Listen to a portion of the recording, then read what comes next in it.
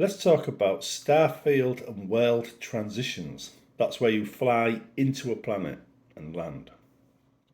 Now, in the old days, in Oblivion and Morrowind, you had to click on a physical door or barrier in order to load the level beyond it.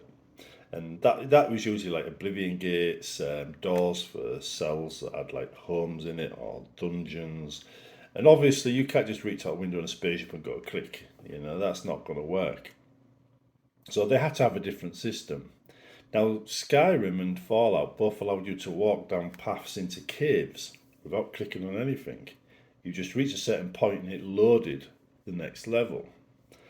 That's what I think is going to work here. I think you'd be flying towards a planet and it will load the next level the second you hit a certain distance. Now, obviously, if it just goes blank and that's it, it's going to be a bit of a boring transition. And when I was playing the old X games, that's X Beyond the Frontier, they used to have an animation when you get to a certain distance of spaceships where you saw the ship land. And it was one of the coolest features of the game. It was one of the reasons for landing at dock was just to see a ship land. Unfortunately, they got rid of that feature, right? But it was one of the coolest features. Now, I think Bethesda are going to go down the same path. I think when you hit that distance and it starts to load the planet, you will see an animation play of the ship beginning to actually enter the atmosphere. And at that point, whilst you're watching that, in the background, the little planet will be loading. And by the time the animation finishes loading, that planet will be there and you'll be flying around in it. At least that's what I think. Now, obviously, a planet's a lot of things to load, but I don't expect it to be a whole planet you can be running around on. I'm expecting it to be a small planet, a bug planet. Sorry, it's going down. My bad. But I'm expecting it to be like just an area of a planet. Like we see it all the time, in other games. The one Obsidian did, I can't remember it now. It wasn't that great though. People used to say it was a Bethesda killer, but no, it never was. Um, this is the thing about Bethesda. They usually let you open every door. Obsidian never did. Bethesda usually create lots of locations you can enter that aren't quest locations. Obsidian never did. So there was not much exploring in Obsidian's games. It was always a case of go there because there's a quest.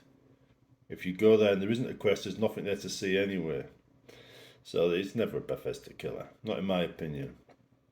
I think it's just Bethesda haters, to be honest. I've got reason to hate Bethesda, but I think honesty is the best policy, and Bethesda do good games. It's as simple as that.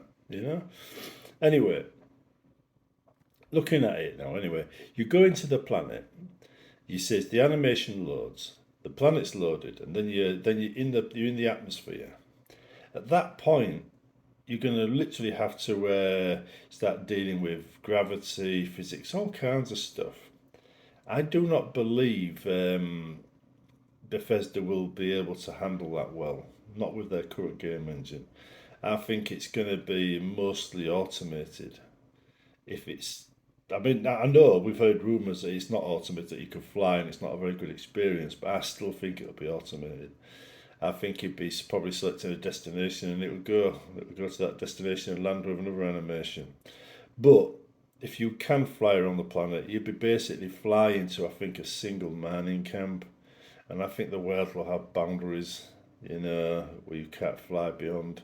It'll probably not feel very good if they did that though. So, let's make every world really small. It's possible. Anyway, so I think overall though, the entering the atmosphere will be the cue to load the animation that shows the ship entering the planet and loading it. At that point there, we're entering a whole different world for Bethesda and their game engine because they've never done that before. They've never done what comes next before. It's not impossible, let's face it. People do it all the time. Companies have done it all the time. It's just not been done with a creation kit engine. So we're going to have to see. As for the creation kit engine, people saying it's outdated. It's not outdated. I mean, Word has been around, Microsoft Word has been around for decades, right? But they keep updating it. It's the same with the creation kit engine.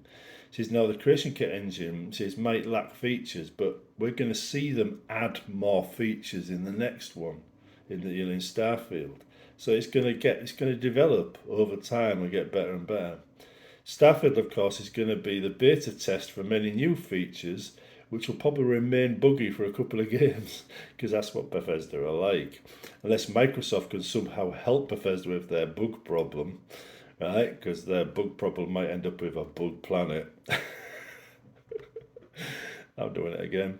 Anyway, a bug planet, a Bethesda bug planet. You get what I mean. You get what I mean. Anyway, this is I think if they manage to pull it off, so you fly into the atmosphere and land, it'd be one of the better space games. But I don't think that's going to happen. I think Bethesda have got limitations and they've got their area of expertise, and their area of expertise is open worlds. It's as simple as that. It's open worlds. So they'd have to get somebody else in who's better at the space side of things to get the entry right if they want to do it or figure it out. So it works with their game engine. I don't think they're able to buy a license for anywhere to do that. I don't think, unless they scrap their own engine and go with Unreal or something like that, I don't think they'll be able to get away with it. It'll have to be something done in-house. It has to be written by somebody that knows what they're doing. Now, there have been games that do planetary system entries, and they do work quite well. But they're not the most thrilling part of a game.